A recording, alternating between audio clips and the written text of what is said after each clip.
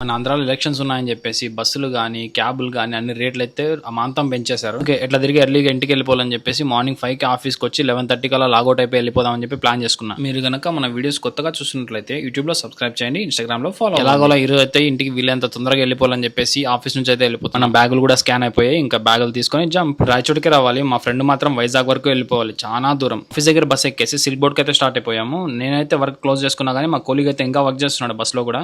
బయట నుంచి చూస్తే మా ఇన్ఫోసిస్ ఆఫీస్ అయితే ఎలా కనిపిస్తుంది. యాజ్ యూజువల్ గా సిల్క్ బోర్డ్ లో దిగేసి అక్కడ చోలే భటూరే తిని మళ్ళీ టిన్ ఫ్యాక్టరీకి అయితే స్టార్ట్ అయిపోయాం. బస్సులు అయితే ఈ రోజు చాలా ఫుల్ ఉంటాయి అనుకున్నా, కానీ ఇక్కడ మాత్రం సిటీ బస్సులు కొంచెం స్పేషియస్ గా అయితే ఉన్నాయి. ఈ ట్రావెలింగ్ కి తోడు ఎండలు అయితే మండిపోతున్నాయి, చెమటలు గారిపోతున్నాయి. పక్క ఎన్ని నీళ్లు తాగినా కడుపులోనే ఆవిరైపోతున్నాయి. ఇంటికి వెళ్ళిపోదామని చాలా ఎక్సైట్మెంట్ ఆఫీస్ నుంచి బయలుదేరితే బయటకు వస్తే ఇలా ఎండలు చూసి మొత్తం చెమటలు కార్చుకుంటూ ఊరికి వెళ్ళిపోవాలి. ఇన్ఫాక్ట్ నుంచి మదనపల్లికి ఒక బస్సు ఎక్కి ఆ బస్సు మొత్తం ఫుల్ క్రౌడ్ ఉంది.